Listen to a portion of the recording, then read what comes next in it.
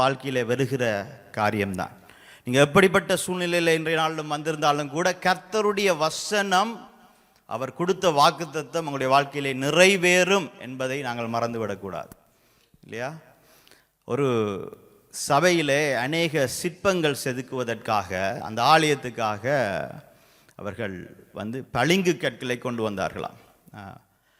ஐரோப்பா பக்கத்தில் போனோம் என்று சொன்னால் அங்கே சபைகள் ஆலயங்களில் பார்த்தோம் என்று சொன்னால் டேவிட் அப்படியான சிற்பங்களை அவர்கள் செதுக்குவதுண்டு. இப்போ சிற்ப கலைஞர்கள் சிற்பத்தை செதுக்குவதற்கு வருகிறார்கள். அவர்கள் ஒவ்வொரு கல்லாக எடுத்து பார்க்கிறார்கள் அந்த சிற்பங்களை செதுக்குவதற்கு.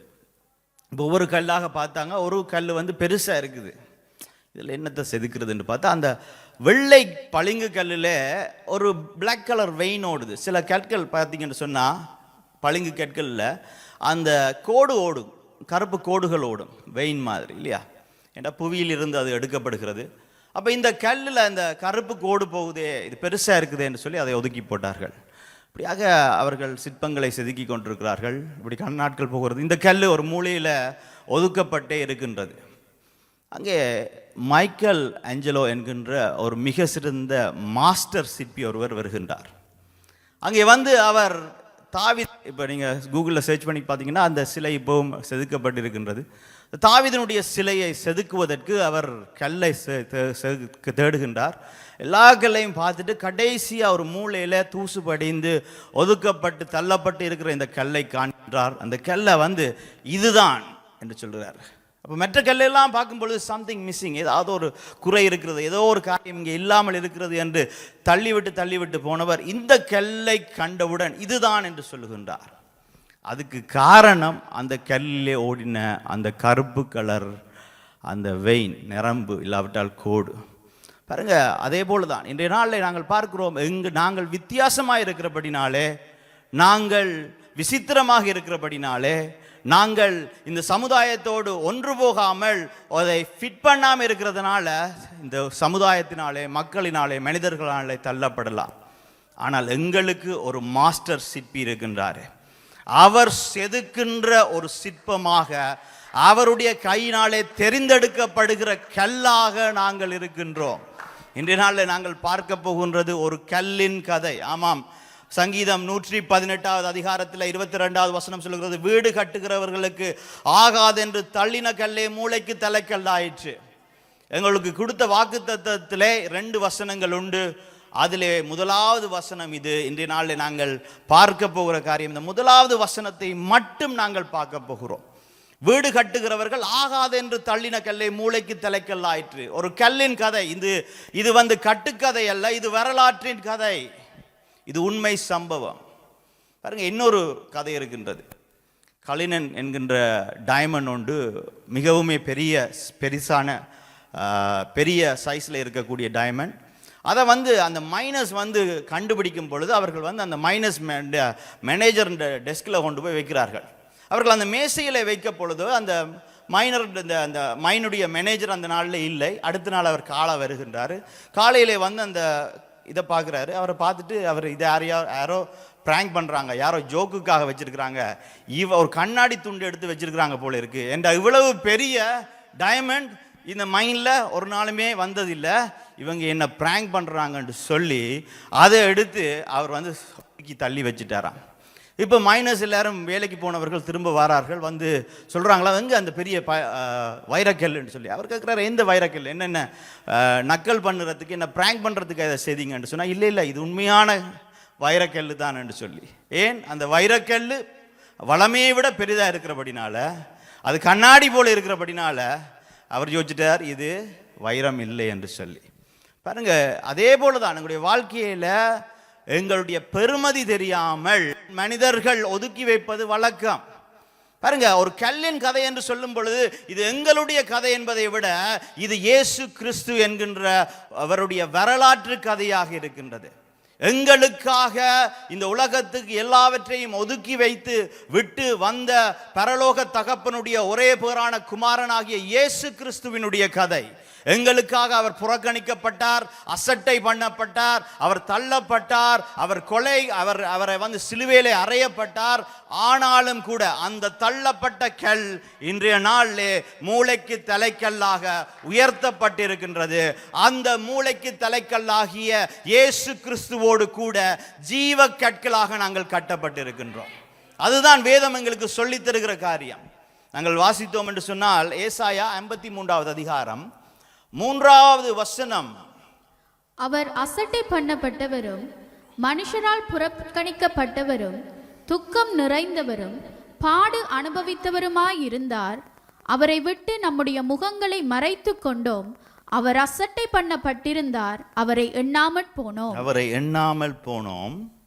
மெய்யாகவே அவர் நம்முடைய பாடுகளை ஏற்றுக்கொண்டு நம்முடைய துக்கங்களை சுமந்தார். நாமோ அவர் தேவனால் அடிபட்டு வாதிக்கப்பட்டும் சிறுமைப்பட்டவர் என்றும் எண்ணினோம். நம்முடைய மீறுதல்களின் நிமித்தம் அவர் காயப்பட்டு நம்முடைய அக்கிரமங்களின் நிமித்தம் அவர் நொறுக்கப்பட்டார். நமக்கு சமாதானத்தை உண்டு பண்ணும் ஆக்கினை அவர் மேல் வந்தது. அவருடைய தழும்புகளாலே குணமாகின்றோம். எருசலேம் நகரத்திலே அந்த வீதியிலே ஒருவர் நடந்து வந்தார். அவர் ராஜாவாக நடந்து வரவில்லை, குதிரை மேலே நடந்து வரவில்லை, அவர் மனிதர்கள் கைதட்டல்கள் மத்தியிலே நடந்து வரவில்லை, ஓசானா அவருக்கு பாடப்படவில்லை. அவர் சோர்விலே நடந்து வந்து கொண்டிருந்தார். அது உடலில் இருக்கிற வலியின் நிமித்தமும் உள்ளத்தில் இருக்கிற வலியின் நிமித்தமும் இயேசு கிறிஸ்து கொல்கதா மலைக்கு சென்ற பாதை அது. அந்த பாதையிலே அவர் அடிக்கப்பட்டு உடைக்கப்பட்டிருந்தார்.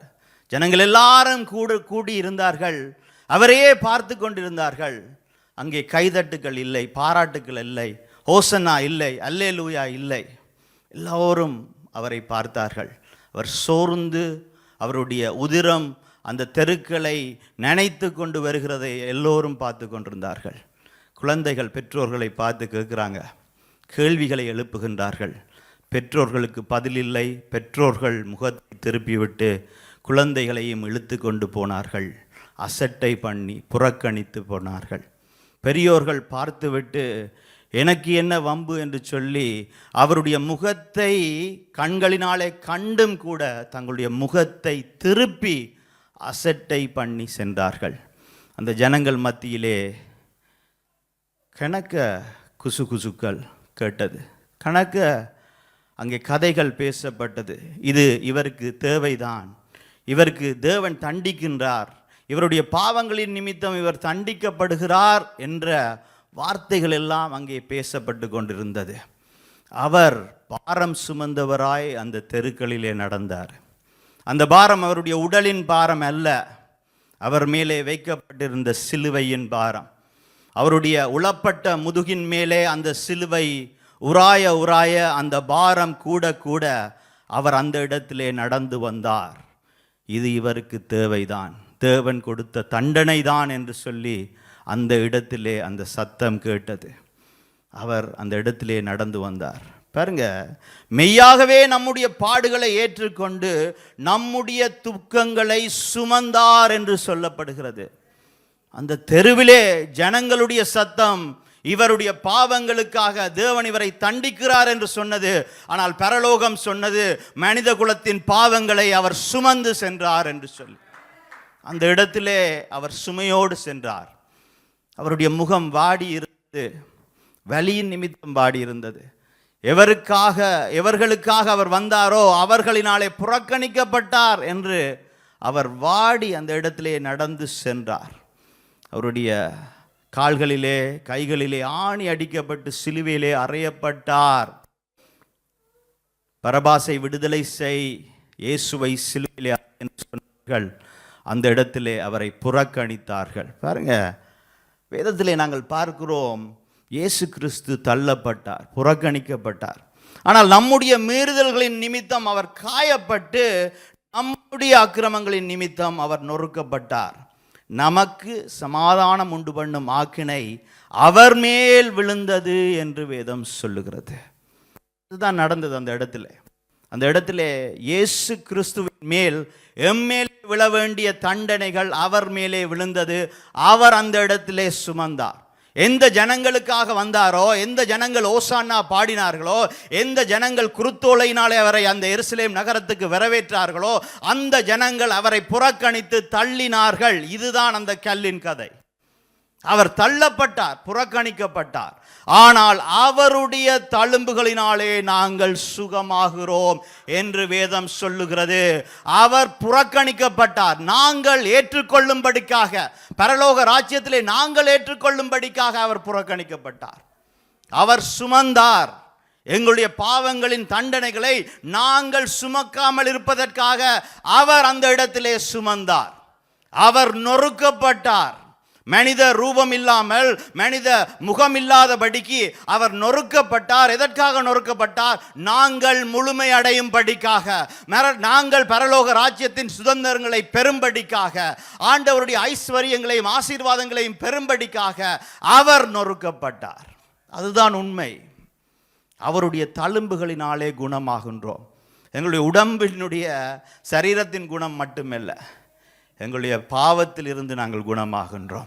பரலோக ராஜ்யத்தை நாங்கள் அடைந்து நாங்கள் குணமாகின்றோம். பாருங்க, அவருடைய குணம் எங்களுக்குள்ளே வருகிறது. தேவன் என்னை கைவிட்டார் என்ற பொய்யில இருந்து ஆண்டவர் எங்களுக்கு சுகத்தை கொடுத்தார். அந்த இடத்துல மனித குலத்தை அவர் கைவிடவில்லை. மனித குலத்தை நேசிக்கிற தேவன் என்று அந்த சிலுவையிலே அவர் எங்களுக்காக வந்து அடிக்கப்பட்டார். இதுதான் அந்த தள்ளப்பட்ட கல்லின் கதை. இதுதான் வரலாறு சொல்லுகிற கதையா இருக்கின்றது. அவர் எங்களுக்காக தள்ளப்பட்டாலும் கூட அப்போஸ்தலர் 4வது அதிகாரத்தில் 10வது வசனம் சொல்லுகிறது. என்ன ஒரு மைக் தர முடியுமா எனக்கு? உங்களால் சிலுவையில் அறையப்பட்டவரும் தேவனால் மரித்தோரிலிருந்து எழுப்பப்பட்டவருமாய் இருக்கிற நசரேயனாகிய இயேசு கிறிஸ்துவின் நாமத்தினாலேயே இவன் உங்களுக்கு முன்பாக சொஸ்தமாய் நிற்கிறான் என்று உங்கள் எல்லாருக்கும், இஸ்ரவேல் ஜனங்கள் எல்லாருக்கும் தெரிந்திருக்க கடவது. வீடு கட்டுகிறவர்களாகிய உங்களால் அற்பமாய் எண்ணப்பட்ட அவரே மூளைக்கு தலைக்கல்லானவர். அந்த இயேசு கிறிஸ்து அற்பமாய் எண்ணப்பட்ட, வீடு கட்டுகிறவர்களாகிய உங்களால் அற்பமாய் எண்ணப்பட்ட அவரே மூளைக்கு தலைக்கல்லானார். அவராலே அன்றி வேறொருவராலும் ரட்சிப்பு இல்லை. நாம் ரட்சிக்கப்படும்படிக்கு வானத்தின் கீழெங்கும் மனுஷர்களுக்குள்ளே அவருடைய நாமமே அல்லாமல் வேறொரு நாமம் கட்டளைக்கு கொடுக்கப்படவில்லை. அவர்தான் தலைக்கு மூளைக்கல். அவருடைய நாமம் தான் உயர்த்தப்பட்டது. எல்லா நாமங்களுக்கு மேலாகவும் அவருடைய நாமம் உயர்த்தப்பட்டது. எல்லா அதிகாரங்களுக்கு மேலாகவும் அவருக்கு அதிகாரம் கொடுக்கப்பட்டது. அதனாலே தள்ளப்பட்ட கல் இன்றைய நாளிலே தலைக்கு மூளைக்கல்லாக இருக்கின்றார். அவர்தான் எங்களுடைய மூளைக்கல்லாக இருக்கின்றார்.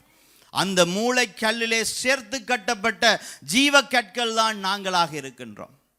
பாருங்க, அதான் இயேசு கிறிஸ்து எங்களுக்கு சொன்ன காரியம் என்னவென்றால், யோவான் 15வது அதிகாரத்தில் 18வது வசனத்தில் அவர் சொல்லுகிறார், உலகம் உங்களை பகைத்தால் அது உங்களை பகைக்கிறதுக்கு முன்னே என்னை பகைத்ததென்று அறியுங்கள். எப்படி இயேசு கிறிஸ்து தள்ளப்பட்டாரோ, எப்படி இயேசு கிறிஸ்து நிராகரிக்கப்பட்டாரோ, எப்படி அவரை புறம்பே தள்ளினோமோ, அதே போல ஜீவக்கற்களாக இருக்கிற எங்களையும் இந்த உலகம் பகைக்கும், இந்த உலகம் தள்ளும், இந்த உலகம் நிராகரிக்கும். அதுதான் தேவன் எங்களுக்கு சொல்ல வருகிற காரியமாக இருக்கின்றது. எப்பக்கத்திலும் நெருக்கப்பட்டாலும் நாங்கள் ஒடிந்து போவதில்லை, தள்ளப்பட்டாலும் நாங்கள் மடிவது இல்லை. அதுதான் வேதம் சொல்லுகிறது. கொரிந்தியருக்கு எழுதின நிருபத்தில் சொல்லப்படுகிற காரியம், நாங்கள் தள்ளப்படலாம், நாங்கள் நெருக்கப்படலாம், ஆனால் மூளைக்கல்லாகிய இயேசு எங்களோடு கூட இருக்கிறபடினாலே நாங்கள் ஒடிந்து போவது இல்லை, நாங்கள் மடிந்து போவது இல்லை. தேவன் எங்களோடு துணை நிற்கின்றார். ஆனால் பகை இருக்கும், நிராகரிப்பு இருக்கும், ஏமாற்றம் இருக்கும், இந்த உலகத்திலே உபத்திரவம் உண்டு. ஆனால் இந்த வருஷம் கர்த்தர் எங்களுக்கு கொடுத்த வாக்குத்தத்தம், நாங்கள் தள்ளப்பட்டாலும் தலைக்கு மூளைக்கல்லாக நாங்கள் மாறுவோம். எங்களுடைய வெட்கங்கள் மாறும், எங்களுடைய தோல்விகள் மாறும், எங்களுடைய துக்கங்கள் மாறும், எங்களுடைய கண்ணீர் மாறும். அதை மாற்றுகிறவர் மூளைக்கல்லாகிய இயேசு கிறிஸ்து.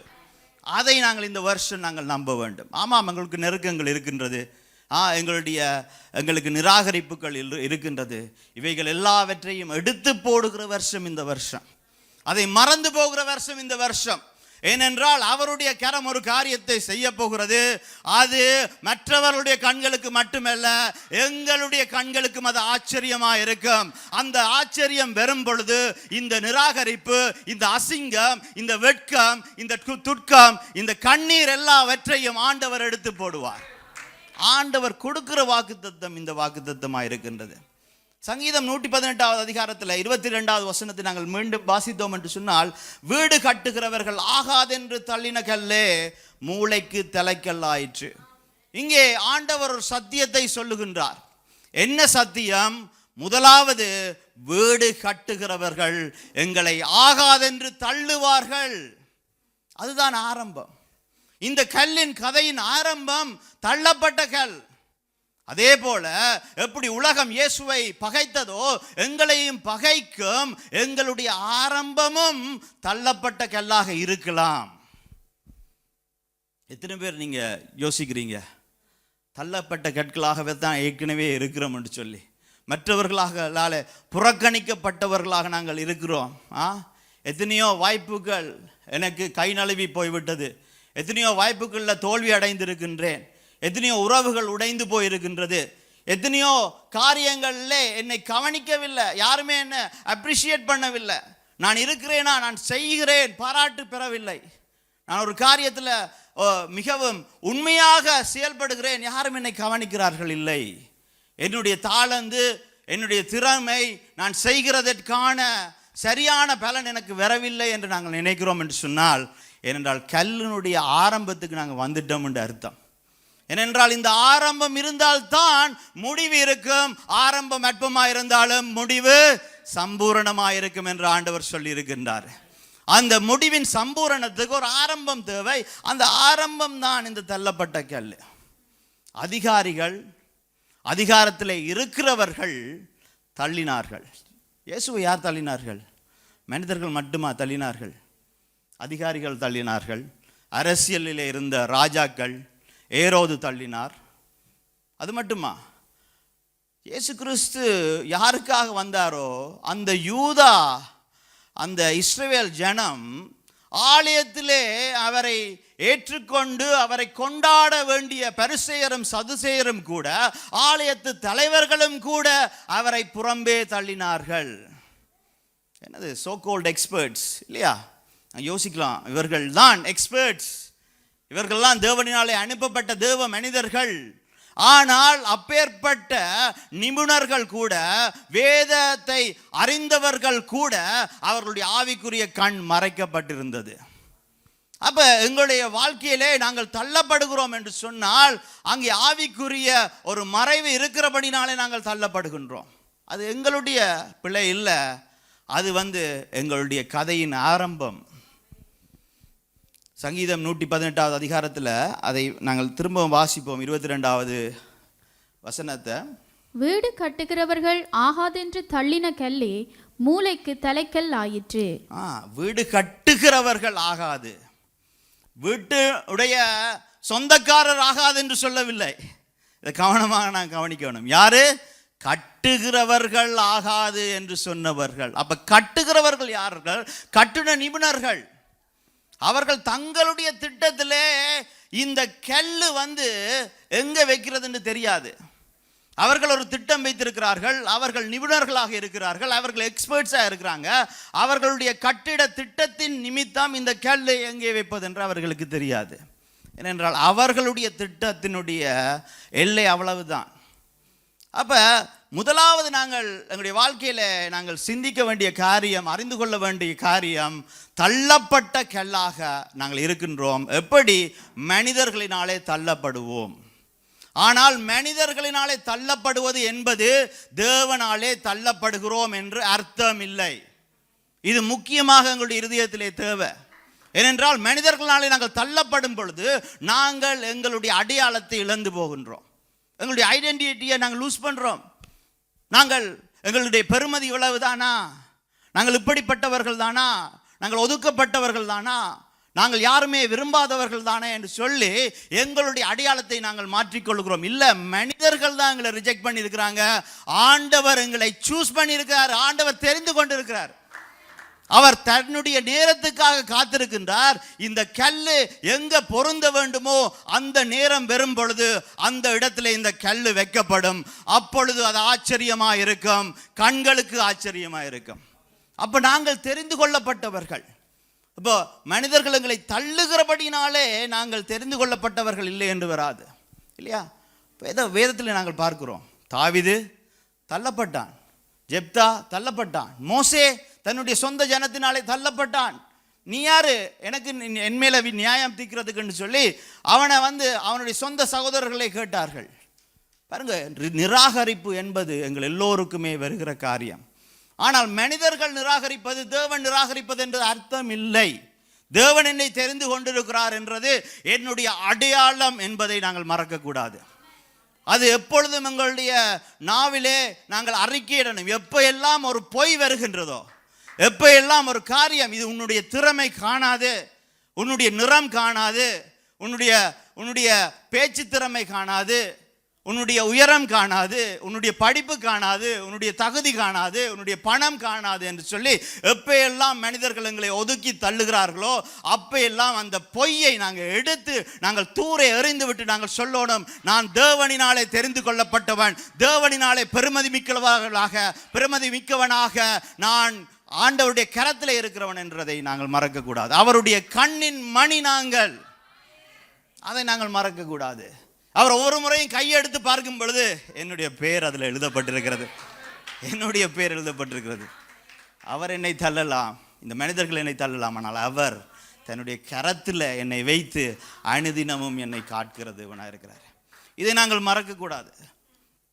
பாருங்க, ஆண்டவருடைய பிளானில், ஆண்டவருடைய திட்டத்தில் இந்த தள்ளப்படுகிற காரியமும் ஒரு பங்காக இருக்கிறது, இல்லையா? அதான் ஆண்டவர் சொல்லுகிறாரு, நாங்கள் தள்ளப்படுவோம், வீடு கட்டுகிறவர்களினாலே தள்ளப்படுவோம். யார் கண்டா? உங்களை நான் கூட தள்ளி இருக்கலாம், இல்லையா?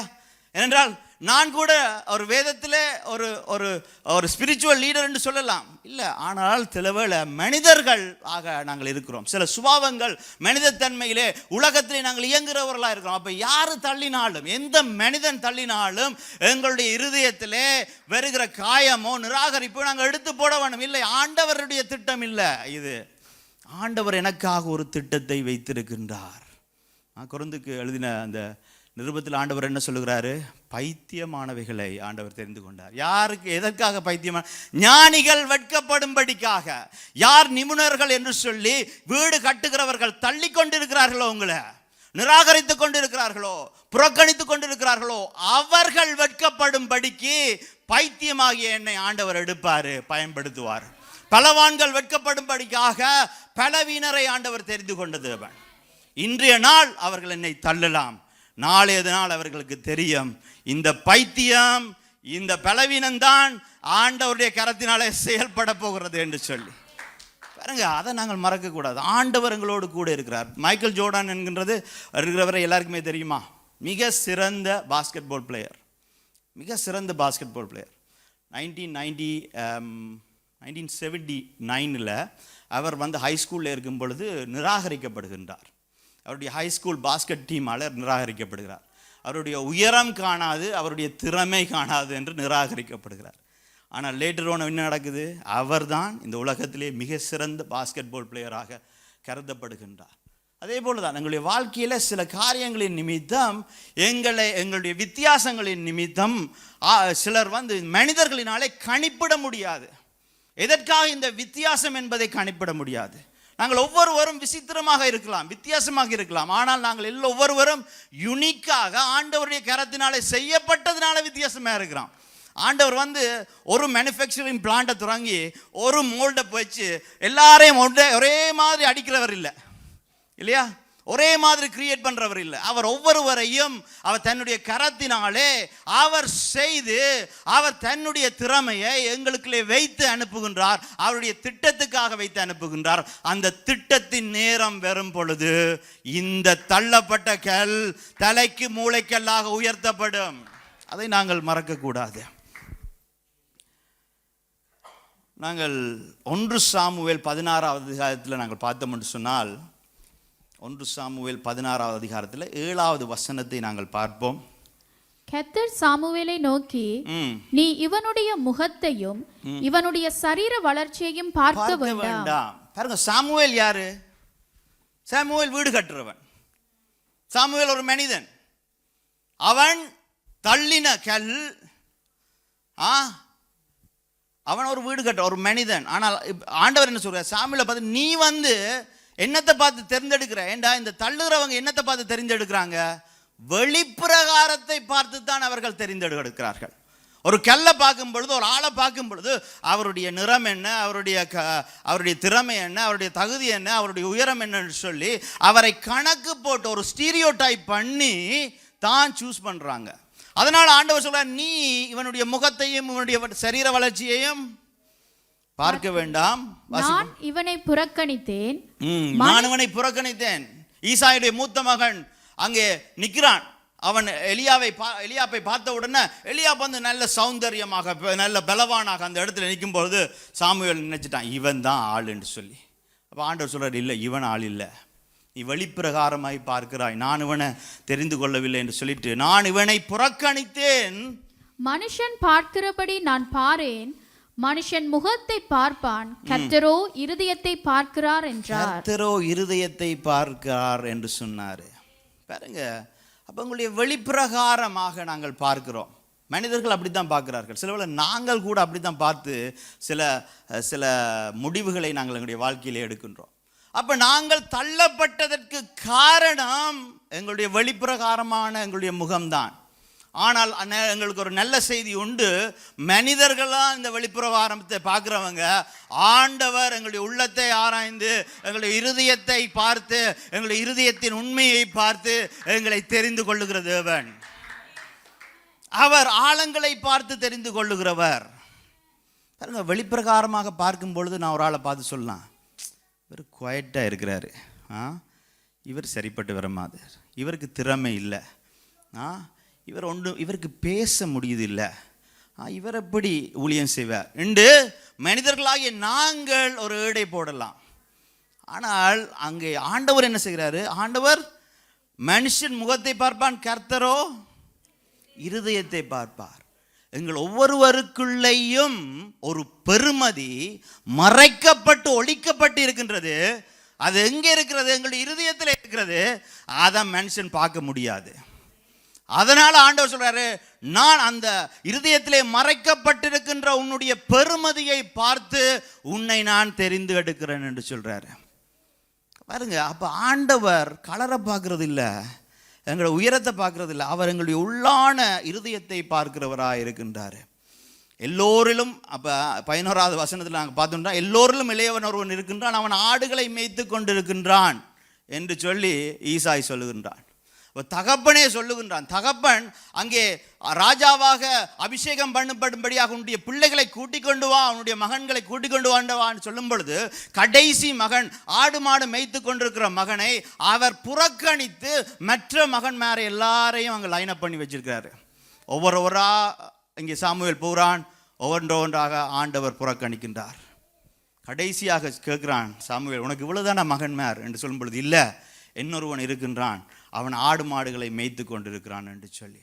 பாருங்க, மனிதர்கள் எங்களை ஓவர்லுக் பண்ணலாம் இல்லையா? மனிதர்களுடைய கவனத்துக்கு நாங்கள் மறைந்திருக்கலாம் இல்லையா? சில வேளை பாருங்க, நான் சபையிலேயே நான் கவனித்திருக்கின்றேன், அநேகர் குவைட்டா சத்தம் இல்லாமல் ஆண்டவருக்கு காரியங்களை செய்து கொண்டிருப்பார்கள். அவர் ஆண்டவருக்குள்ள வளர்ந்து கொண்டிருப்பாங்க. சில பேர் சத்தம் போட்டு அதை காரியத்தை செய்வாங்க. சத்தம் போடுகிறவர்களை மற்ற மனிதர்கள் காண்பார்கள், இவர்கள் ஆவியிலே வளருகிறார்கள் என்று எண்ணங்களும் பெறும். ஆனால் சத்தம் இல்லாமல் ஒருவன் வளர்ந்து கொண்டிருப்பான். சத்தம் இல்லாமல் ஆண்டவருடைய சமூகத்தில் அனுதினமும் நேரத்தை செலவழித்து கொண்டிருப்பான், தேவ பிரசன்னத்தை பெற்று கொண்டிருப்பான், இந்த சத்தியத்தின் ஆழத்திலே வளர்ந்து கொண்டிருப்பான். அது எங்களுக்கு தெரியாது, ஏனென்றால் அந்த பெருமதி எல்லாம் அவனுடைய இருதயத்திலே புதைக்கப்படுகின்றது. ஆனால் ஆண்டவர் கண்டுபிடிச்சிடுவார். நாங்கள் வெளியில் எவ்வளோ வேஷம் போட்டு நான் தான் திறமசாலின்னு சொல்லலாம், மனுஷனை நம்ப வச்சிடலாம். ஆனால் ஆண்டவர் நம்புகிற தேவன் அல்ல. ஆண்டவர் உள்பிரகாரமாக பார்க்கிற தேவன். எங்களுடைய நிறத்தை பார்க்கிறவர் அல்ல, எங்களுடைய இருதயத்தின் நிறமாகிய உண்மைத்துவத்தை பார்க்கிற தேவன் தான் எங்களுடைய கர்த்தராக இருக்கின்றார். இன்றையாலும் எங்களுடைய பேச்சு திறனை பார்க்கிற தேவன் அல்ல, எங்களுடைய இருதயத்தின் வாஞ்சையையும் ஏக்கத்தையும், நான் ஆண்டவருக்காக ஏதாவது செய்யணும் என்று ஏங்கிக் கொண்டிருக்கிற ஒவ்வொருவருடைய இருதயத்தின் பேச்சையும் காண்கின்ற ஆண்டவர். திறமையை பார்க்கிறவர் அல்ல. அவர் சொல்லுகிறாரு இந்த இடத்துல இருதயத்தை பார்க்கிறேன். அதனால தான் அவருடைய சாய்ஸ் தான் பெஸ்ட் சாய்ஸாக இருக்குது. யோவான் 1வது அதிகாரத்தில் 45வது வசனத்தை நாங்கள் வாசிப்போம். பிலிப்பு நாத்தான்வேலை கண்டு, நியாய பிரமாணத்திலே மோசையும் தீர்க்கதரிசிகளும் எழுதியிருக்கிறவரை கண்டோம். அவர் யோசேப்பின் குமாரனும் நாசரேரானுமாகிய இயேசுவே என்றான். அதற்கு நாத்தான்வேல், நாசரேத்தில் இருந்து யாதொரு நன்மை உண்டாக கூடுமா என்றான். அதற்கு பிலிப்பு வந்து இயேசுவை ஏற்கனவே கண்டுட்டான். இப்போ பிலிப்பு வந்து ஓடி வந்து சொல்லுகிறான், நாத்தான்வேல்கிட்ட சொல்கிறான், நான் வந்து அங்கே நியாயப்பிரமாணத்திலே அந்த தீர்க்கதரிசிகளை மோசையை எழுதினவரை நான் கண்டிருக்கிறேன், அவர்தான் கிறிஸ்துவாகிய இயேசு என்று சொல்லுகின்றான். அப்போ நாத்தான் நசரேனாகிய இயேசு, அதாவது நசரேனிலிருந்து வந்த இயேசு என்று சொல்லி அங்கே அப்போ நாத்தான்வேல் சொல்கிறான், நசரேத்திலிருந்து யாதொரு நன்மை உண்டாகுமோ? இவ்வளோ குட்டி தீவு, அந்த ஸ்ரீலங்காவிலிருந்து ஏதாவது நன்மை வருமோ? இங்கிருந்து ஏதாவது நன்மை வருமோ? இப்படித்தானே நாங்கள் பேசுறது. நாங்கள் ஒரு ஆளை பார்த்தோம்னு சொன்னால் நாங்கள் என்னது, முதலே நாங்கள் ஒரு ஏடை போட்டு வச்சுருப்போம் இல்லையா? ஒரு ப்ரீகன்சீவ்ட் ஐடியா, ஒரு ஸ்டீரியோடைப் இருக்கும். சில பேர் வந்து கருப்புன்னு சொன்னால், கருப்பாக இருந்துன்னா இவனுக்கு இங்கிலீஷ் பேச தெரியாது. சில வெள்ளைக்காரர்களோட பேச போனீங்கன்னு சொன்னால் அவர் எங்களோட கலரை கண்டோடனே அவர் கையை காட்டி அவர் எங்களுக்கு கதைக்க தொடங்குவார். ஏன்டா இவங்களுக்கு இங்கிலீஷ் தெரியாதுன்ற மாதிரி இல்லையா? அது என்ன ஒரு ஸ்டீரியோடைப், ஒரு ப்ரீகன்சீவ்ட் ஐடியா இல்லையா? அப்படித்தானே நாங்களும் கூட ஒவ்வொரு கலரை வச்சு, ஒவ்வொரு உயரத்தை வச்சு, ஒவ்வொரு காரியத்தை வச்சு, அவருடைய படிப்பை வச்சு, அவருடைய பதவியை வச்சு, அவர் வேலை செய்கிற இடத்தை வச்சு, இப்படியாக நாங்கள் வந்து ஒரு ஸ்டீரியோடைப்பை உருவாக்குறோம் இல்லையா? அப்போ அங்கே நாத்தான் சொல்ல, நசரேத்திலிருந்து ஒரு நன்மை உண்டாகுமோ? ஏன்னா நசரேத் ஒரு சின்ன கிராமம். அந்த சிறிய தொடக்கத்தில் இருந்து ஒரு பெரிய நன்மையான தேவனுடைய திட்டம் வருமோ என்பதுதான் அங்கே கேள்வி. ஆரம்பம் அற்பம், முடிவு சம்பூரணம். தள்ளப்பட்ட இடத்துல இருந்துதான் ஆண்டவர் தலைக்கு மூளைக்கல்லை கொண்டு வருகிற தேவனாக இருக்கின்றார். அப்ப கடைசியை சொல்லி போட்டு பிலிப்பு என்ன சொல்றான்? பிலிப்பு என்ன சொல்றான்? வந்து பாருண்டோன்னு நாத்தான்வேல் எழும்பி போய் பார்க்கிறான். அங்குதான் நாத்தான்வேல் எடுத்த சரியான முடிவு. இந்த நாளிலும் மனிதர்கள் எங்களை தள்ளி வைக்கலாம், எங்களை ஒதுக்கி வைக்கலாம், அசட்டை பண்ணலாம். ஆனால் ஆண்டவர் அந்த அசட்டை பண்ணப்பட்ட இடத்தில் இருந்து, அந்த அற்பமான ஆரம்பத்தில் இருந்து ஒரு பரிபூர்ணமான, ஒரு சம்பூர்ணமான முடிவை கொண்டு வருகிற தேவன், ஒரு கிரேட்னஸை கொண்டு வருகிற தேவனாக இருக்கின்றார். அப்போஸ்தலர் 4வது அதிகாரத்தில் 13வது வசனத்தில் நாங்கள் பார்த்தோம்னு சொன்னால், யோவானும் பேதுரும் பேசுகிறார்கள். அவர்கள் தைரியமாய் பேசுகிறதை கண்டு அந்த ஜனங்கள் சொல்றாங்க, இவர்கள் படிப்பறியாதவர்கள், பேதைகளுமாய் இருந்தவர்கள் அல்லவா என்று சொல்லி ஆச்சரியப்பட்டுட்டு பேந்து சொல்லுகிறார்கள், இவர்கள் இயேசுவோடு கூட இருந்தவர்கள் என்று சொல்லி. ஏன் அப்படி வந்து சொன்னாங்க என்றால், யோவானும் பேதுருவும் யாரு? மீன் பிடிக்கிறவர்கள். அவர்களுக்கு படிப்பில்லை, அவர் பேதமையுடையவர்கள் என்று அவர்கள் ஒரு தப்பு கணக்கு போட்டிருந்தார்கள். அவர்கள் ஆச்சரியப்பட்டு போட்டு அவங்க சொல்லுறாங்க, இவர்கள் இயேசுவோடு கூட இருந்தவர்கள் அல்லவோ. நாங்கள் எங்கே இருந்து வந்தோம்ன்றது முக்கியம் இல்லை, யாரோட இருக்கிறோம் என்றதான் முக்கியம். நாங்கள் அற்பமான ஆரம்பத்திலிருந்து வந்திருக்கலாம், ஆனால் எங்களோடும் தலைக்கு மூளைக்கல்லாகிய இயேசு இருக்கிறபடினாலே, அந்த கிறிஸ்து இருக்கிறபடினாலே மற்ற கண்கள் ஆச்சரியப்படும், மற்ற கண்கள் சொல்லும், இவர்கள் கிறிஸ்துவோடு இருக்கிறவர்கள் என்று சொல்லி. எங்களுடைய உயர்வு தேவனினாலே வருகின்றது. தள்ளப்பட்டாலும் கூட எங்களுடைய உயர்வு தேவனாலே வருகின்றது. இந்த சங்கீதம் 118வது அதிகாரத்தில் திரும்பவும் நாங்கள் வாசிப்போம் 22வது வசனத்தை. வீடு கட்டுகிறவர்கள் ஆகாதென்று தள்ளின கல்லே மூளைக்கு தலைக்கல்லாய் ஆயிற்று. அப்ப முதலாவது ஆரம்பத்தை பார்த்தோம், ஆரம்பம் வந்து தள்ளப்பட்ட கல். இப்ப இரண்டாவது நாங்கள் பார்க்கிறோம் முடிவு. எங்களுடைய டெஸ்டினேஷன் என்னன்னு பார்த்தால், எங்களுடைய முடிவு வந்து உயர்த்தப்பட்ட கல். ஏனென்றால் தேவன்தான் கடைசியாக எங்களுக்கு என்ன நடக்க வேண்டும் என்பதை நிர்ணயிக்கிறவர், மனிதர்கள் அல்ல. எந்த மனுஷன் எப்பேர் பெரிய திட்டம் போட்டு எப்பேற்பட்ட பலத்தை பயன்படுத்தி எங்களை ஒதுக்கினாலும் தள்ளினாலும் நிராகரித்தாலும் எங்களை அழிக்க பார்த்தாலும் கடைசியாக நிறைவேறுவது தேவனுடைய திட்டம்தான். அந்த நம்பிக்கை எங்களுக்குள்ள வேணும். அந்த நம்பிக்கை இல்லாதபடினால தான் நாங்கள் மனுஷரோட சண்டை பிடிச்சு கொண்டிருக்கிறோம். என்னுடைய உயர்வுக்காக நான் மனிதனோட சண்டை பிடிச்சு கொண்டிருக்கிறேன். என்னுடைய வெற்றிக்காக மனிதனோடு சண்டை பிடிச்சு கொண்டிருக்கிறேன். இல்லை, எனக்கு என்னுடைய சண்டை மனுஷனோடு இல்லை, மாமிசத்தோடு இல்லை. ஏனென்றால் என்னோடு கூட இருக்கிறவர் இருக்கின்றார். அவர் சர்வ வல்லமை உள்ளவர். என்னை எதிர்த்து எப்பேற்பட்ட மனிதன் வந்தாலும் என் பட்சத்தில் தேவன் இருக்கும் பொழுது நான் யாருக்கும் பயப்பட தேவையில்லை. தலைக்கு மூளைக்கல்லாக இந்த கல் உயர்த்தப்படும். அந்த உறுதி எங்களுடைய இருதயத்திலே தேவையாக இருக்கின்றது. அவர் புரட்டி போடுகிறவராக இருக்கின்றார். பாருங்க, அந்த கல் ஒதுக்கப்பட்டிருந்தது, ஒரு மூலையில் ஒதுக்கப்பட்டிருந்தது, மனிதர்களால் ஒதுக்கப்பட்டிருந்தது. தேவன் அதை அப்படியே புரட்டி போட்டார்.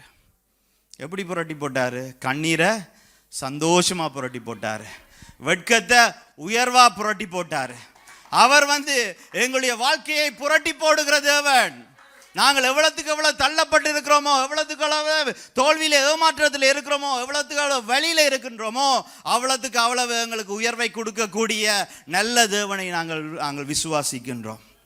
அதை நாங்கள் மறந்து விடக்கூடாது. எப்பேற்பட்ட சூழ்நிலை என்றாலும் நம்பிக்கையை இழந்து ஏமாற்றம் அடைந்து எதிர்காலத்தை குறித்து ஒரு இருளான சிந்தனையோடு இந்த இடத்துல நீங்க வந்திருக்கிறீங்கன்னு சொன்னா, எப்பேற்பட்ட பெரிய சூழ்நிலை என்றாலும் கூட தேவனினாலே அந்த சூழ்நிலையை புரட்டி போட முடியும். அந்த இடத்தை, தள்ளப்பட்ட இடத்துல இருந்து ஒரு உயர்வான இடத்தை எங்களுக்கு கொடுக்க முடியும். அதை நாங்கள் மறக்கக்கூடாது. 1 சாமுவேல் 2வது அதிகாரத்தில் 8வது வசனத்தை நாங்கள் வாசிப்போம். இங்கே அன்னாள் ஜெபிக்கிற பொழுது அவள் சொல்லுகிற அறிக்கையிட்டு சொல்லுகிற வார்த்தைகளை நாங்கள் பார்க்கின்றோம். அவர் சிறியவனை புழுதியிலிருந்து எடுத்து எளியவனை குப்பையிலிருந்து உயர்த்துகிறார். அவர்களை பிரபுக்களோட உட்காரவும் மகிமையுள்ள சிங்காசனத்தை சுதந்தரிக்கவும் பண்ணுகிறார்.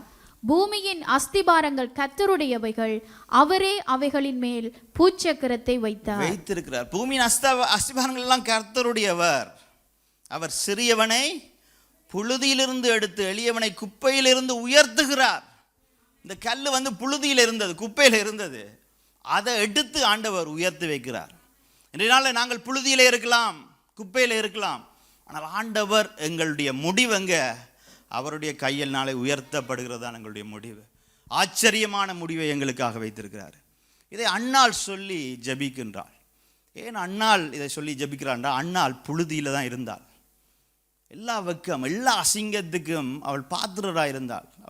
அவளுக்கு பிள்ளை இல்லை என்று சொல்லி அங்கே எல்லோருமே அவர்களை அசிங்கப்படுத்தினார்கள், வெட்கப்படுத்தினார்கள். அவள் ஆலயத்தில் அழுதாள், கதறினாள். ஆண்டவரிடத்தில் எனக்கு ஒரு பிள்ளையை கொடுங்க, அந்த பிள்ளையை உம்முடைய சமூகத்திலேயே நாங்கள் கொண்டு வந்து விடுகிறேன் என்று சொல்லி புழுதி குப்பையில் இருந்து அழுகின்றாள். எங்கள் எல்லோருக்குமே அந்த சூழ்நிலை ஞாபகம் இருக்குது இல்லையா?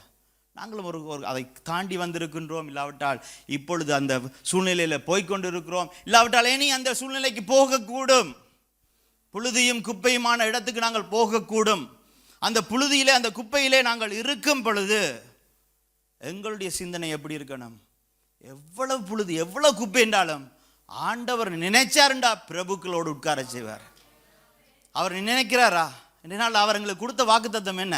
இந்த 2026ஆம் ஆண்டு அவர் எங்களுக்கு கொடுத்த வாக்குத்தத்தம் தள்ளப்பட்ட கல்லை தலைக்கு மூளைக்கல்லாய் மாற்றுவார் என்று அவர் நினைத்து விட்டார். அதனால இந்த புழுதியும் இந்த குப்பையும் எங்களுடைய நிரந்தரம் அல்ல. அந்த புழுதியும் குப்பையிலேயும் இருந்தவள் ஒரு பிள்ளைக்கு அழுதவள் 3 குமாரனை பெற்றாள், 2 குமாரத்தியை பெற்றாள். அப்ப அவள் சொல்றாள், அவர் பிரபுக்களோடு என்னை உட்கார செய்கிறவர் என்று சொல்லி. பாருங்க, எங்களுடைய வாழ்க்கையில் அவள் அனுபவித்தவள். அவள் அறிக்கையிட்டு சொன்னால் அதை அவளுடைய வாழ்க்கையிலே அனுபவித்தாள். இன்றைய நாளில் நாங்கள் எவ்வளவுக்கு எவ்வளவு தள்ளப்பட்டாலும் கூட, எவ்வளவுக்கு எவ்வளவு நிராகரிக்கப்பட்டாலும், எவ்வளவுக்கு எவ்வளவு நாங்கள் தாழ்த்தப்பட்டாலும் நாங்கள் நினைக்க வேண்டியது, கர்த்தரினாலே கூடாத காரியம் ஒன்றும் இல்லை. அவர் பிரபுக்களோடு எங்களை உட்கார செய்கிற தேவன். யாக்கோபு 4வது அதிகாரத்தில் 10வது வசனத்தை நாங்கள் பார்க்கும் பொழுது வேதம் சொல்லுகிறது, கர்த்தருக்கு முன்பாக தாழ்மைப்படுங்கள், அப்பொழுது அவர் உங்களை உயர்த்துவார். அப்ப இந்த கல்லின் கதையில ஆரம்பம் தள்ளப்பட்டது, புழுதிக்குள்ள குப்பைகளை கிடக்குது. இந்த புழுதிக்குள்ள குப்பைகள் இருக்கையில் இந்த கல் என்ன செய்யணும்? நாங்கள் என்ன செய்யணும்? இயேசு என்ன செய்தார்? ஏரோதுக்கு முன்னால் அவர் சத்தம் போட்டாரா? ஜனங்களுக்கு முன்னால் அவர் சத்தம் போட்டாரா? ஜனங்களுக்கு எதிராக ஏதாவது சொன்னாரா? என்ன சொன்னார்? ஆண்டவரே இவர்கள் தெரியாமல் செய்கிறார்கள், இவர்களை மன்னியும் என்று சொன்னாரே ஒழிய ஒரு முறையும் அவர் கூச்சல் போட்டு அவர் தன்னை உயர்த்தவில்லை, அவர் அகங்காரத்தில் பேசவில்லை, அவர் கோபத்தில் பேசவில்லை. அவர் தன்னை தாழ்த்தி மரண பரியந்தம் அவர் தன்னை தாழ்த்தினபடினாலே முழங்கால்கள் யாவும் முடங்கும்படிக்கு, நாவுகள் யாவும் அறிக்கை பண்ணும்படிக்கு எல்லா நாமங்களுக்கும் மேலாக அவருடைய நாமம் உயர்த்தப்பட்டது. கர்த்தருக்கு முன்பாக தாழ்மைப்படுத்துங்கள், அப்பொழுது அவர் உங்களை உயர்த்துவார். எப்போ உயரணும் எப்போ தாழணும் என்பது எங்களுக்கு தெரிஞ்சிருக்கணும். நிராகரிக்கிறார்களா, தள்ளுகிறார்களா, ஏமாற்றங்கள் வருகிறதா, தோல்விகள் வருகிறதா, அப்படியே பொறுமையாக ஆண்டவரிடத்திலே ஒப்பு கொடுத்து விட்டு ஆண்டவருக்கு முன்பாக தாழ்ந்திருங்கள். ஒரு ஏரோப்ளேன் வந்து டேக் ஆஃப் ஆகும் பொழுது என்ன செய்யணும்? அது வேகமாக ஓடணும் இல்லையா? அது எரிபொருள் கொடுக்க வேண்டும், அது சரியான டிரெக்ஷனில் போகணும். அது வேகமாக போனால் தான் அது மேலே ஏறலாம். நான் மேலே ஏறின பிளேன் வந்து மேலேயே சுற்றி கொண்டிருக்கலுமா? இல்லை, ஒரு டைமில் என்ன செய்யணும்? அது கீழே வந்து தான் ஆகணும் இல்லையா? அப்போ ஆண்டவர் சொல்லுகிறாரு, தாழ்ந்திருங்கள். ஏண்டா இப்போ வந்து நீங்கள் மேலே போகிற டைம் இல்லை, இப்போ வந்து கீழே வந்து இறங்குற டைம் இல்லையா? அப்படி ஒரு பிளேனுக்கு ஏறத்துக்கு ஒரு டைம் இருக்கு, இறங்குறதுக்கு ஒரு டைம் இருக்கோ, அதே போல ஆண்டவர் சொல்கிறாரு, இந்த நாட்களில் நிராகரிக்கப்பட்ட தள்ளப்பட்ட நாட்களில் நீங்க கர்த்தருக்கு முன்பாக தாழ்மையாக இருங்கள், தாழ்ந்திருங்கள். உங்களுக்கு ஒரு சம்பவம் வரும். எப்போ உங்களுடைய கோலியாத் உங்களுக்கு முன்பாக வந்து நிற்கிறானோ அப்ப வேகம் எடுங்கள், அப்ப நீங்க உங்களுடைய பலத்தை காட்டுங்க, அப்ப தேவனுடைய நாமத்திலே அறிக்கையிட்டு நீங்க மேலே ஏறுங்க. ஆனா இப்ப நீங்க தாழ்ந்திருங்க. இப்ப ஆடு மாடு மேய்க்கிற டைமா? ஆடு மேய்த்து கொண்டிருங்க. தாவீது என்ன செய்து கொண்டிருந்தான்? ராஜாவாக அபிஷேகம் பண்ணப்பட்ட பின்பாகவும் அவன் தேவனுடைய சமூகத்திலே தாழ்ந்திருந்தான். அவனுக்கான நேரம் வந்த பொழுது ஆண்டவருடைய கரம் அவனை உயர்த்தியது. அப்ப எப்ப தாழ்ந்திருக்க வேண்டும், எப்ப உயர்ந்திருக்க வேண்டும் என்பது எங்களுக்கு தெரிய வேண்டும். ஒரு ராஜா தன்னுடைய குமாரனுக்கு வந்து முடிசூட்டுகின்றார், ராஜாவாக மாற்றுகின்றார். இப்போ ரிட்டையர் பண்றார் இவர். இப்போ ராஜா மாளிகையில் எல்லாருமே கூடியிருக்கிறார்கள். இப்போ ராஜகுமாரன் வந்து கொண்டிருக்கின்றான். இப்போ ராஜா அவருடைய கையில் அந்த முட்கிரீடத்தை எடுத்து, அந்த ராஜகிரீடத்தை எடுத்து, முட்கிரீடம் இல்லை, ராஜகிரீடத்தை எடுத்து அதை வந்து இப்போ சூட்டி அங்கே மகிமைப்படுத்தி அங்கே குமாரனை உயர்த்த போகிறாரு.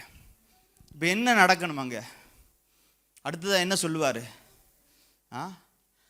குனி என்று தான் சொல்லுவார் அவனை பார்த்து.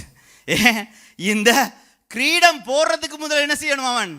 அவன் முழங்காலில் போய் ராஜாவுக்கு முன்பாக குனியும் பொழுதுதான் அங்கே கிரீடம் போடப்படும். கிரீடத்தில இருந்து அவன் போடப்பட்ட கிரீடத்தில இருந்து உயரும் பொழுது அவனுக்காக ஒரு சிங்காசனம் காத்திருக்கின்றது. அப்ப எப்ப தாழ்ந்திருக்கணும், எப்ப உயர்ந்திருக்க வேண்டும் என்பது எங்களுக்கு தெரிந்திருக்க வேண்டும். நிராகரிக்கப்படும் தள்ளப்படும் பொழுது, ஏமாற்றங்களின் வேளைகளிலே கர்த்தருக்குள்ளே நீங்கள் தாழ்ந்திருங்கள், அவர் உங்களை உயர்த்துவார் என்ற அந்த நம்பிக்கையிலே தாழ்ந்திருங்கள் இல்லையா? மனுஷ ரூபம் எடுத்து எல்லாவற்ற மகிமையும் ஒதுக்கி வைத்த தேவன் வந்து மரண பரியந்தம் தன்னை தாழ்த்தினாரு. ஆண்டவர் எல்லா நாமங்களுக்கு மேலாக அவருடைய நாமத்தை உயர்த்தினார் என்று பிலிப்பியர் 2வது அதிகாரத்தில் சொல்லப்படுகிறது. அதே போலதான் எப்ப தாழ்ந்திருப்பது என்பது எங்களுக்கு தெரிய வேண்டும்.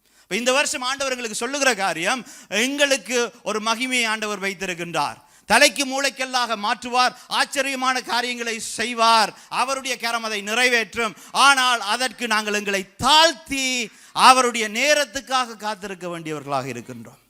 நீதிமொழிகள் 3வது அதிகாரத்தில் 34வது வசனம் சொல்லுகிறது, இகழ்வோரை அவர் இகழுகிறார், தாழ்மை உள்ளவர்களுக்கோ கிருபை அளிக்கிறார். இகழ்வோரை அவர்கள் மற்றவர்களை பார்த்து பெருமையிலே மற்றவர்களை கீழே தள்ளுகிறவர்களை அவர் தள்ளி விடுவாராம், அவர் தாழ்த்தி விடுவாராம்.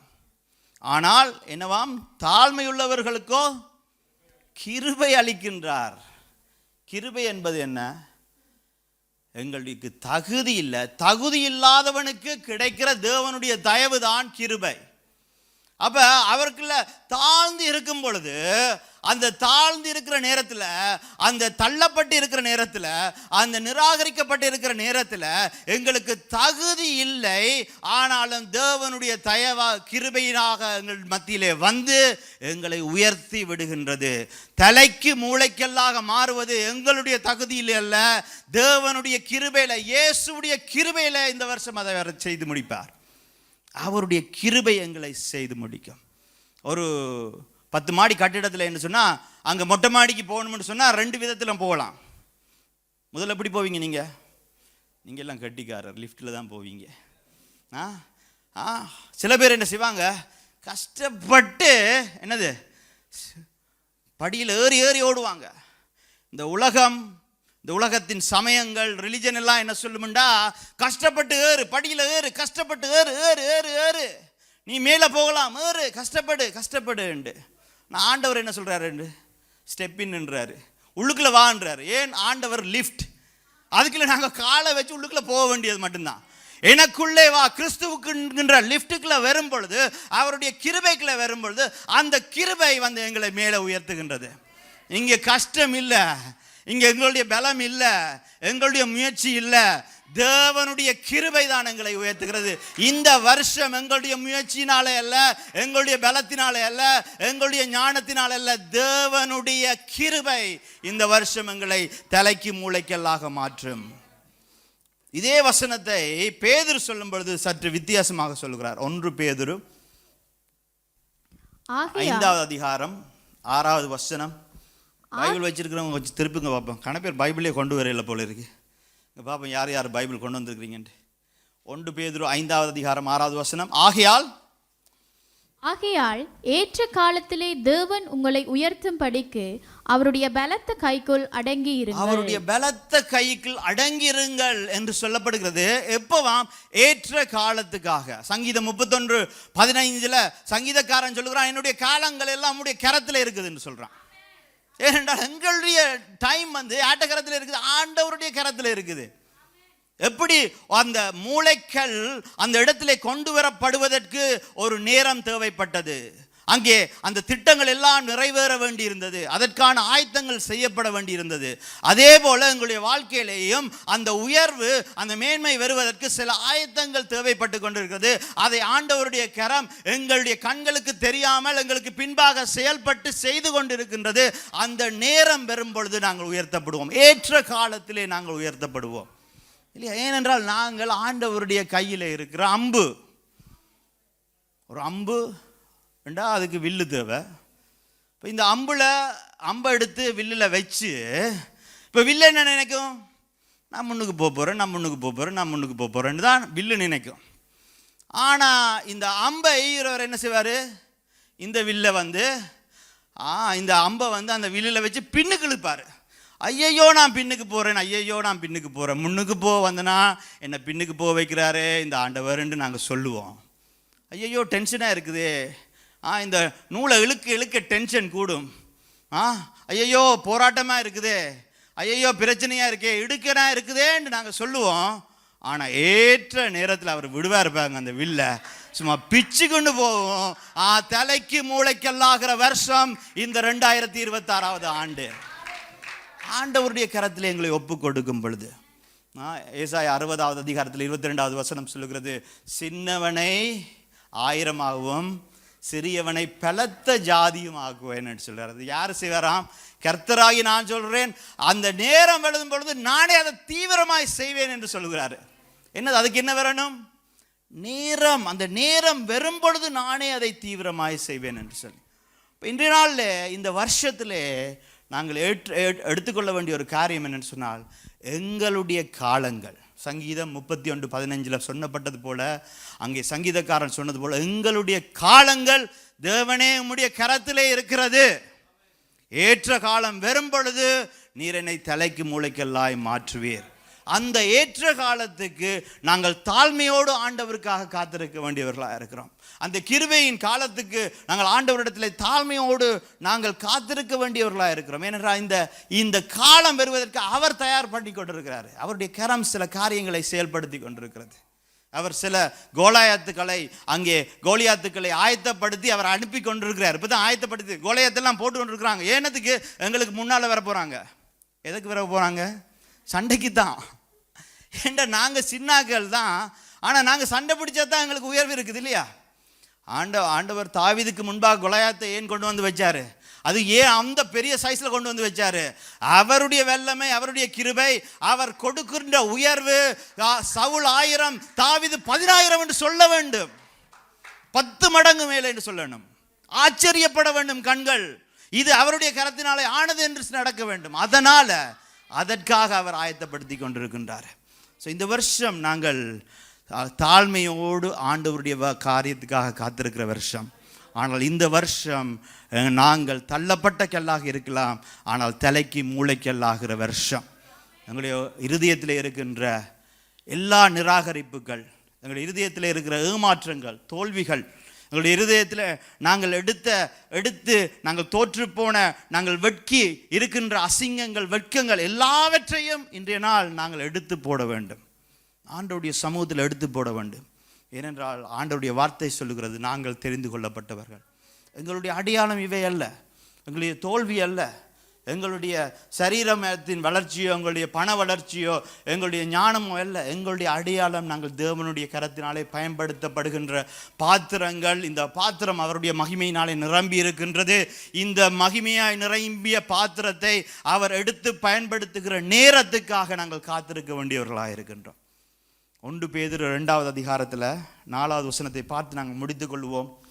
மனுஷரால் தள்ளப்பட்டதாயினும் தேவனால் தெரிந்து கொள்ளப்பட்டதும் வெளியேற பெற்றதுமாய் இருக்கிற ஜீவனுள்ள கல்லாகிய அவரிடத்தில் சேர்ந்தவர்களாகிய நீங்களும் ஜீவனுள்ள கற்களைப் போல ஆவிக்கேற்ற மாளிகையாகவும் இயேசு கிறிஸ்து மூலமாய் தேவனுக்கு பிரியமான ஆவிக்கேற்ற பலிகளை செலுத்தும்படிக்கு பரிசுத்த ஆசாரிய கூட்டமாகவும் கட்டப்பட்டு வருகிறீர்கள். 1 பேதுரு 2வது அதிகாரத்தில் எழுதப்பட்டிருக்கிற இந்த வசனம் யாரினால் எழுதப்பட்டிருக்கிறது? பேதுருவினாலே எழுதப்பட்டிருக்கிறது. பேதுரு சொல்லுகிறாரு, நாங்கள் எல்லாரும் யாராம்?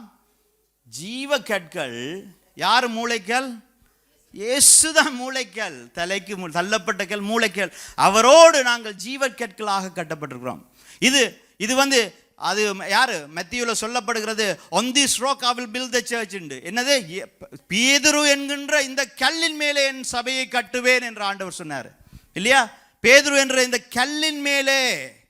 அப்ப பேதுரு இல்லையா மூளைக்கல்லா இருக்கணும்? இல்ல, பேதுருவே எழுதுகின்றான், இயேசுதான் மூளைக்கல், நாங்கள் எல்லாம் ஜீவ கற்கள். ஏன்? பேதுரு அதுக்கு முதலாக ஒன்று சொன்னான், இயேசு கிறிஸ்து தேவனுடைய குமாரன் என்று அவன் சொன்ன அந்த உண்மையிலிருந்து, அந்த சத்தியம்தான் அந்த கல்லு, அந்த இயேசுதான் அந்த மூளைக்கல், அவரில் தான் நாங்கள் கட்டப்படுகின்றோம். ஏன் இது முக்கியம் என்று சொன்னால், இந்த மூளைக்கல் பழைய ஆர்கிடெக்ட்ஸ் கட்டுற விஷயத்தில் இந்த இப்போ தற்காலிக கட்டிடங்களிலே தலைக்கு மூளைக்கல் என்பது ஒரு அலங்கரிக்கப்படுகிறதுக்கு வைக்கிற கல். ஆனால் பழைய நாட்களிலே இந்த மூளைக்கல் என்பது அது ஒரு பெரிதான பிரதானமான கல். அது அந்த கட்டிடத்தினுடைய அந்த ஸ்திரத்துக்கு தேவைப்படுகிற ஒரு கல். அந்த கல்லை வைத்து தான் அவர்கள் மற்ற கற்களை கட்டுவார்கள். மற்ற கற்கள் இந்த கல்லில் தான் தாங்கி நிற்குமா? அப்போ நாங்கள் எப்பொழுதும் நாங்கள் மறக்கக்கூடாது, இயேசுதான் மூளைக்கல், அவரோடு கூட நாங்கள் கட்டப்படுகிறதுனால எந்த தள்ளப்பட்ட இடத்துல இருந்தாலும் இந்த மூளைக்கல்லோடு நாங்கள் சேர்க்கப்படுவோம், நாங்கள் உயர்த்தப்படுவோம். இந்த வருஷம் அவரினாலே இது ஆகும். அது எங்களுடைய கண்களுக்கு ஆச்சரியமாக இருக்கும். ஸோ நாங்கள் கண்களை மூடி இன்றைய நாள் நாங்கள் ஒப்பு கொடுப்போம் தேவனுக்கு. இன்றைய நாள் நாங்கள் பார்த்த வசனங்களை நாங்கள் நினைத்து, ஒரு கல்லின் கதை, புறக்கணிக்கப்பட்ட இயேசு, தள்ளப்பட்ட இயேசு, நாங்கள் பரலோகத்தில் ஏற்றுக்கொள்ளப்பட வேண்டும் என்று சொல்லி அவர் புறக்கணிக்கப்பட்டார். நாங்கள் எங்களுடைய பாவத்தின் சுமையை சுமக்க கூடாது என்று சொல்லி அவர் சுமந்தார். நாங்கள் முழுமையடைய வேண்டும் என்று அவர் நொறுக்கப்பட்டார். தள்ளப்பட்ட கல் இயேசு. ஆனால் இன்றைக்கு அவர் தலைக்கு மூளைக்கல்லா இருக்கிறாரு. அவர் இந்த மனித குலத்துக்கு மூளைக்கல்லா இருக்கின்றாரு. யார் யாரெல்லாம் இந்த கல்லை பார்த்து இந்த கல்லோடு சேருகிறார்களோ அவர்கள் பரலோக ராஜ்யம் அடைகிறவர்களாக இருக்கிறார். இதனால் எங்களை உயர்த்துகிறது இந்த மூளைக்கல், எங்களை தாங்குகிறது இந்த மூளைக்கல். எங்களுடைய வேலையெல்லாம் ஏற்ற காலத்துக்கு தாழ்மையாய் தாழ்ந்து அவருக்காக காத்திருப்பது மட்டும்தான். இதனால் எங்களுடைய இருதயத்தில் அநேக நிராகரிப்புகளுக்குள்ளே நாங்கள் கடந்து வந்திருக்கலாம். அநேகர் எங்களை புறம்பே தள்ளி இருக்கலாம். நாங்கள் எங்கிருந்து வந்தோம், என்ன மொழி பேசுகின்றோம், என்ன கலரில் இருக்கிறோம், என்ன படிச்சிருக்கிறோம், என்ன பணம் இருக்குது எங்கள் இடத்துல, என்ன பிராண்ட் சட்டை போட்டிருக்கிறோம், நாங்கள் இப்படி அநேக வெளிப்பிரகாரமான காரியங்களை பார்த்து எங்களை தவறாக ஈடை போட்டு எங்களை புறக்கணித்திருக்கலாம். எவ்வளவு முயற்சித்தாலும் எவ்வளவு உண்மையாய் நடந்தாலும் நான் கவனிக்கப்படுகிறேன் இல்லையே, எனக்கு கிடைக்க வேண்டிய பலனை எனக்கு கிடைக்காமல் போகுதே என்று சொல்லி நாங்கள் நினைத்து இந்த இடத்திலே வருந்தி நிற்கலாம். ஆனால் இந்த 2026 ஆண்டு தேவன் எங்களுக்கு கொடுத்த வாக்குத்தத்தம், வீடு கட்டுகிறவர்கள் ஆகாதென்று தள்ளின கல்லே தலைக்கு மூளைக்கல்லாயிற்று என்று சொல்லி எங்களுக்கு ஆன ஒரு நேரத்தை ஆண்டவர் முன்குறித்திருக்கிறார். இந்த 2026 ஆண்டு நாங்கள் தலைக்கு மூளைக்கல் ஆகிற ஆண்டு, கர்த்தருடைய கிருபையினாலே அவருடைய கரத்தினாலே உயர்வை பெறுகிற நாடு. அதுக்கு நாங்கள் காத்திருப்போம் என்று ஒப்பு கொடுப்போம். எங்களுடைய அடையாளம் இயேசுதான் என்பதை ஒப்பு கொடுப்போம். உங்களுடைய அடையாளம் இயேசு. உங்களுடைய இருதயத்தில் வெவ்வேறு அடையாளம் வச்சிருக்கலாம். மனுஷர்கள் இந்த அடையாளத்தை உங்களுக்கு போட்டிருக்கலாம். உங்களை பேர் சொல்லி அழைத்து கூடாத பேசக்கூடாத வார்த்தைகளினாலே பேசி உங்களுடைய இருதயத்தில் நீங்கள் ஒரு தவறான ஒரு பிம்பத்தை ஏற்படுத்தி ஒரு தவறான அடையாளத்தை வச்சுக்கொண்டு மற்ற மனிதர்களும் என்னை இப்படித்தான் பார்க்கிறார்களா என்று நீங்க யோசிக்கலாம். உதவாதவன், தகுதியற்றவன், தோற்று போகிறவன், ஏமாளி, முட்டாள், அநேக அடையாளங்களை எங்களுடைய இருதயத்தில் நாங்கள் ஏந்தி இந்த நாளில் வந்திருக்கலாம். இந்த 2026 ஆண்டு ஆண்டவர் சொல்லுகிற காரியம், கர்த்தரினாலே தெரிந்தெடுக்கப்பட்டவர்கள் நாங்கள், அவருடைய கண்ணின் கண்மணிகள் நாங்கள், அவருடைய கரத்திலே வரையப்பட்டிருக்கிறவர்கள் நாங்கள். அதனால இந்த அடையாளம் எல்லாத்தையும் எடுத்து இயேசுவின் நாமத்திலே நான் இதை என்னை விட்டு விலகி போடுறேனப்பா, இந்த எண்ணங்கள் இனி என்னுடைய இருதயத்திலே வருவதில்லை என்று ஒப்பு கொடுங்க. ஆண்டவரே, உமக்காக காத்திருக்கிறேன், உம்முடைய நேரத்துக்காக காத்திருக்கிறேன், தாழ்ந்து காத்திருக்கிறேன் என்று ஒப்பு கொடுங்க. உங்களுடைய கண்கள் மட்டுமல்ல, எங்கள் எல்லோருடைய கண்களும் கண்டு ஆச்சரியப்படும்படிக்காக, இவர்கள் இயேசுவோடு இருந்தவர்கள் அல்லவோ என்று சொல்லும்படிக்காக, எங்கே நாங்கள் தள்ளப்பட்டோமோ அங்கே நாங்கள் உயர்த்தப்படும்படிக்காக, எங்கே நாங்கள் இடிக்கப்பட்டோமோ அங்கே நாங்கள் கட்டப்படும்படிக்காக தேவன் இந்த வருஷத்திலே ஒரு அதிசயத்தை செய்வார். நன்றி என்று சொல்லுகிறோம் அப்பா. இந்த வருஷம் கர்த்தர் எங்களுக்கு தந்த வாக்குத்தத்தத்துக்காக எமக்கு ஸ்தோத்திரிக்கிறோம். இந்த வார்த்தைகளை எங்களுடைய இருதயத்திலே விதைக்கிறோம். ஆண்டவரே, இதை அனுதினமும் நாங்கள் அறிக்கையிட்டு கர்த்தர் இந்த வருஷம் எங்களுக்கு செய்ய போகிற பெரிய காரியத்துக்காக நாங்கள் காத்திருக்கிறோம். இந்த சபையை ஆண்டவரே, இந்த தேசத்திலே நீர் உயர்த்த போகிறதற்காக நன்றி. இந்த சபையில் இருந்து ஆண்டவரே, உம்முடைய ஊழியக்காரர்கள் உலகமெங்கும் அனுப்பப்பட போகிறதற்காக நாங்கள் நன்றி என்று சொல்லுகிறோம். எங்களுடைய பிள்ளைகள், எங்களுடைய சந்ததிகள் தேவனுடைய கரத்தினாலே மூளைக்கற்களாக ஆக்கப்பட போவதற்காக நாங்கள் நன்றி என்று சொல்லுகிறோம். இது எங்களாலே அல்ல, தேவனுடைய கரத்தினாலே ஆகும் என்று அறிக்கையிட்டு நாங்கள் ஜெபிக்கிறோம் இயேசுவின் நாமத்தினாலே. ஆமென். இப்படி இருப்போம். நாங்கள் அடுத்த காரியத்துக்காக கடன் செல்வோம்.